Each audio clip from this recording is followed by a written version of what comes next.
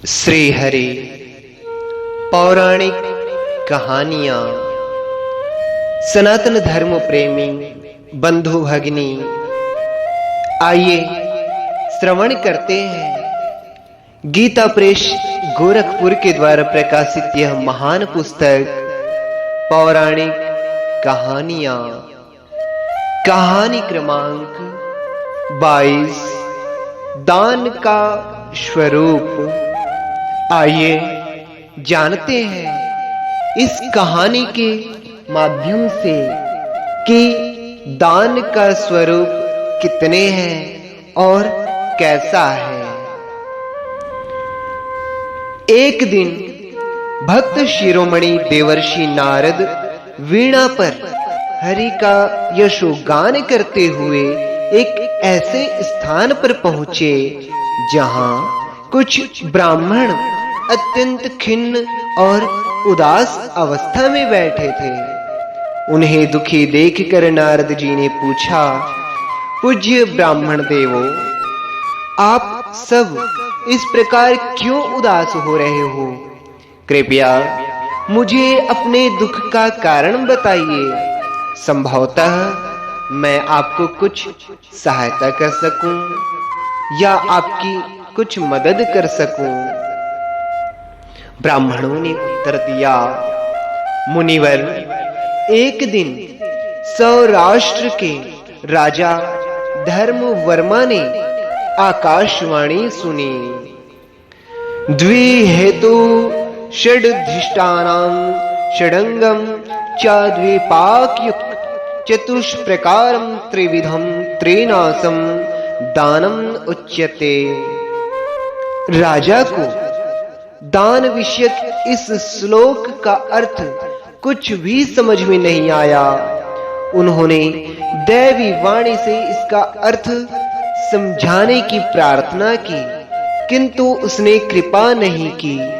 तब राजा ने अपने राज्य में घोषणा कराई कि जो विद्वान मुझे इस श्लोक का यथार्थ अभिप्राय समझा देगा, उसे मैं 7 लाख गौएं, इतनी ही स्वर्ण मुद्राएं तथा 7 गांव पुरस्कार रूप में दूंगा। देवर्षि, इस श्लोक के अत्यंत गूढ़ होने के कारण कोई भी विद्वान राजा को इसका अर्थ नहीं समझा पाता। हम भी इसकी व्याख्या करने के लिए राजप्रसाद में गए थे, किंतु राजा का समाधान न कर पाने के कारण अपना समूह लेकर वापस आ गए। यही हमारी खिन्नता का कारण है।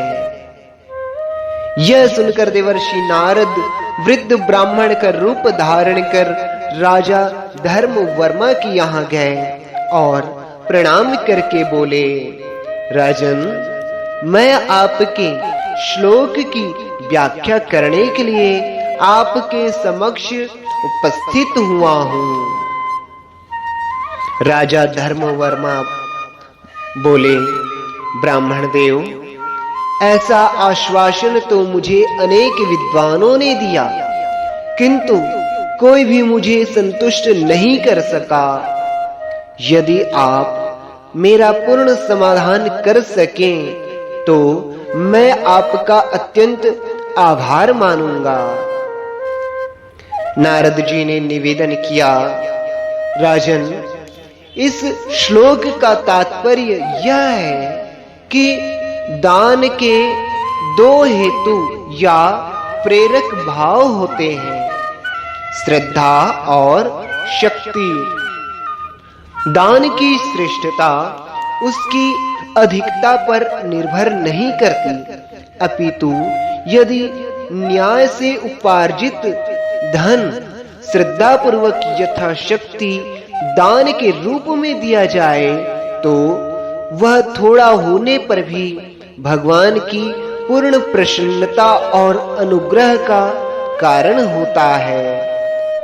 दान के 6 अधिष्ठान होते हैं जिनके आधार पर वह स्थित रहता है। वे हैं धर्म, अर्थ, काम, लज्जा, हर्ष और भय। दान के 6 अंग होते हैं। दाता, प्रतिग्रहिता अर्थात दान लेने या स्वीकार करने वाला, शुद्धि, धर्म युक्त देय वस्तु, देश और काल। दान के 2 फल होते हैं, यह लोक और परलोक। इस लोक में अभ्युदय या उन्नति और परलोक में सुख और कल्याण। दान के 4 प्रकार होते हैं, ध्रुव, त्रिक, काम्य और नैमित्तिक। प्याऊ, बाग बगीचे, तालाब, बावड़ी, विद्यालय, चिकित्सालय, पुस्तकालय, अनाथालय के निर्माण आदि सार्वजनिक कार्यों के लिए किया गया दान चिर स्थायी या नित्य होने के कारण ध्रुव कहलाता है तथा वह दाता की सब कामनाओं की पूर्ति करने वाला होता है। जो दान संतान, विजय अर्थात सफलता और ऐश्वर्य की प्राप्ति के लिए प्रतिदिन दिया जाए उसे त्रिक कहते हैं। यह पुत्रैषणा, वित्तैषणा और लोकैषणा इन ऐषणाओं की पूर्ति के लिए किए जाने के कारण त्रिक कहलाता है। जो दान काम्य पदार्थों की प्राप्ति के लिए किया जाए उसे काम्य कहते हैं। जो दान विशेष अवसर के उपलक्ष्य में विशेष कर्म और गुणों को देखते हुए अग्निहोत्र के बिना किया जाए वह नैमित्तिक कहलाता है। दान के 3 भेद हैं, उत्तम, मध्यम और कनिष्ठ। उत्तम कोटि के पदार्थों का दान उत्तम, मध्यम कोटि के पदार्थों का दान मध्यम, कनिष्ठ कोटि के पदार्थों का दान कनिष्ठ कहलाता है। दान देकर पछताना, कुपात्र को दान देना और श्रद्धा के बिना दान देना, ये 3 कार्य दान के नाशक हैं, क्योंकि इनके कारण किया कराया दान भी निष्फल होता है। धर्मवर्मा इस अद्भुत व्याख्या को सुनकर गदगद हो उठे। वे बोले, मुनिवर, मुझे लगता है कि आप साधारण मनुष्य नहीं हैं। मैं आपके चरणों में मस्तक नवाकर प्रार्थना करता हूं कि आप मुझे अपना यथार्थ परिचय दीजिए। नारद जी ने कहा, राजन, मैं देवर्षि नारद हूं। इस श्लोक की व्याख्या के पुरस्कार के रूप में आप मुझे जो भूमि आदि संपत्ति देना चाहते हैं उसे मैं आपके पास ही धरोहर के रूप में रख देता हूं। आवश्यकता पड़ने पर मैं आपसे ले लूंगा। यह कहकर वे वहां से चल दिए और रैवतक पर्वत पर आकर विचार करने लगे। यदि कोई योग्य ब्राह्मण मिल जाए तो मैं यह भूमि आदि संपत्ति उसे दे दूं। तब उन्होंने 12 प्रश्न तैयार किए और उन्हें गाते हुए पृथ्वी पर विचरण करने लगे। उनके प्रश्न ये थे, पहला, मातृकाएं क्या है और कितनी है? दूसरा, 25 तत्वों से बना विचित्र घर कौन सा है?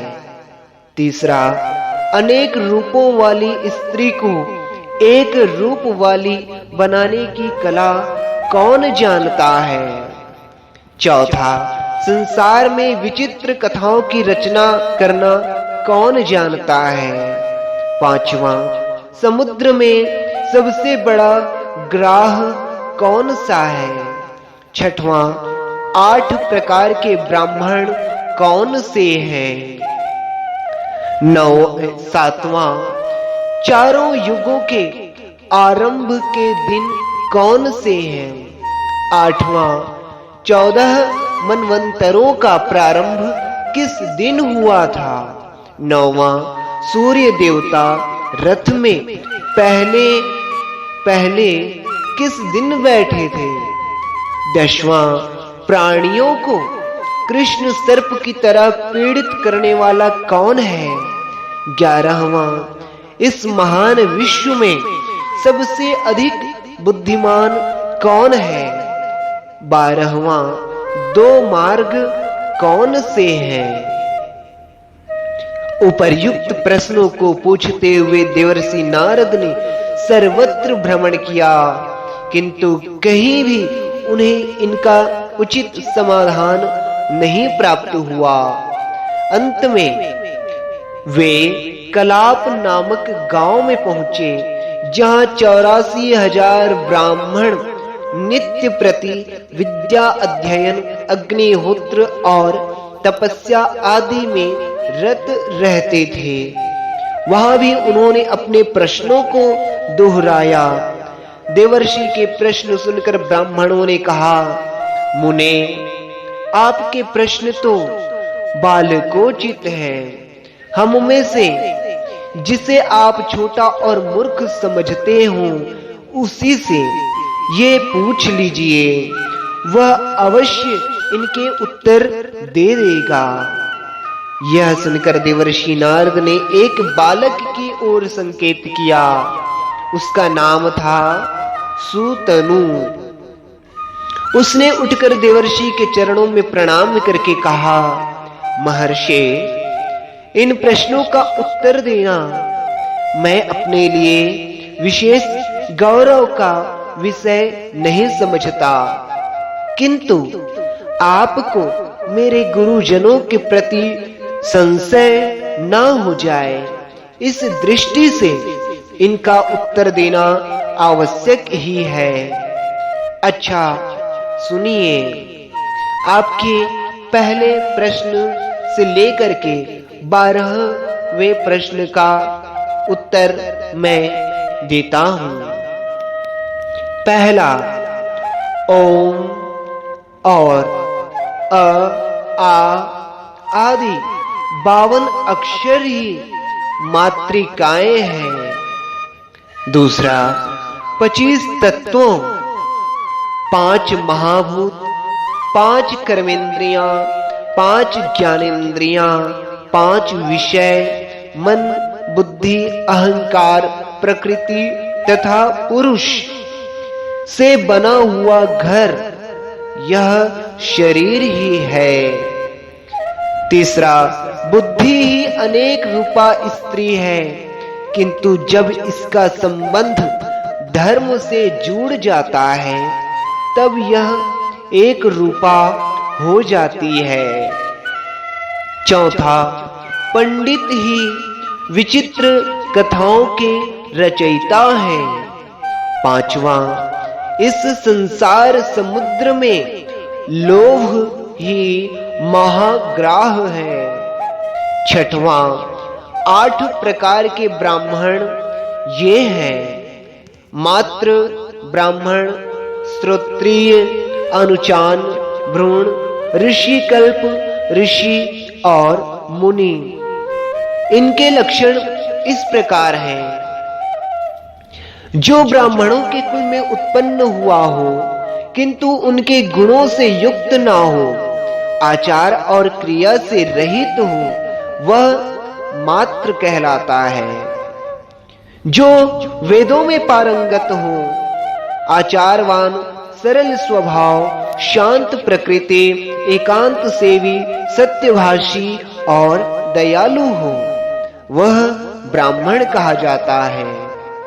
जो वेदों की एक शाखा का 6 अंगों और स्तोत्र स्त्रोत विधियों के सहित अध्ययन करके अध्ययन, अध्यापन, यजन, याजन, दान और प्रतिग्रह इन 6 कर्मों में रत रहता हो उस धर्मविद ब्राह्मण को श्रोत्रिय कहते हैं। जो ब्राह्मण वेदों और वेदांगों के तत्व को जानने वाला, शुद्धात्मा, पाप रहित, श्रोत्रिय के गुणों से संपन्न, श्रेष्ठ और प्राज्ञ हो, उसे अनुचान कहा गया है। जो अनुचान के गुणों से युक्त हो, नियमित रूप से यज्ञ और स्वाध्याय करने वाला, यज्ञ शेष का ही भोग करने वाला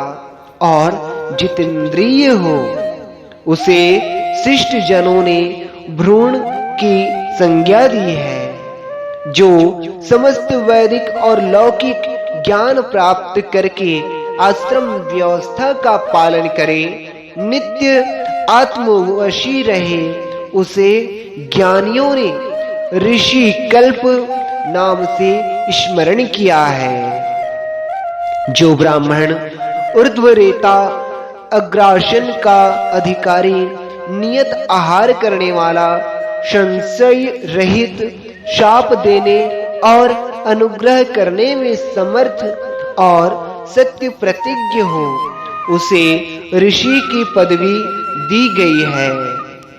जो कर्मों से निवृत्त, संपूर्ण तत्व का ज्ञाता, काम क्रोध से रहित, ध्यानस्थ, निष्क्रिय और दांत हो, मिट्टी और सोने में समभाव रखता हो, उसे मुनि के नाम से सम्मानित किया गया है। 7वां प्रश्न का उत्तर। सत्ययुग का प्रारंभ कार्तिक शुक्ल नवमी को, त्रेता युग का वैशाख शुक्ल तृतीय को, द्वापर का माघ कृष्ण अमावस्या को और कलयुग का प्रारंभ भाद्र कृष्ण त्रयोदशी को हुआ था। अतः ये तिथियां ही युगों की आदि तिथियां हैं। 8वां स्वयंभू आदि 14 मनवंतरों की आदि तिथियां क्रम से आश्विन शुक्ल नवमी, कार्तिक शुक्ल द्वादशी, चैत्र शुक्ल तृतीया, भाद्रपद शुक्ल तृतीया, फाल्गुन कृष्ण अमावस्या, पौष शुक्ल एकादशी, आषाढ़ शुक्ल दशमी, माघ शुक्ल सप्तमी, श्रावण कृष्ण अष्टमी, आषाढ़ी पूर्णिमा, कार्तिकी पूर्णिमा, फाल्गुनी पूर्णिमा, चैत्री पूर्णिमा तथा ज्येष्ठी पूर्णिमा है। 9वां भगवान सूर्य पहले माघ शुक्ल सप्तमी को रथ पर आरूढ़ हुए। 10वां जो सदा मांगता रहता है वही प्राणियों का उद्वेजक है। 11वां सबसे अधिक बुद्धिमान और दक्ष मनुष्य वही है जो मनुष्य योनि का मूल्य समझकर उसके द्वारा पूर्ण मोक्ष को सिद्ध कर ले। आपके आखिरी और 12वें प्रश्न का उत्तर यह है।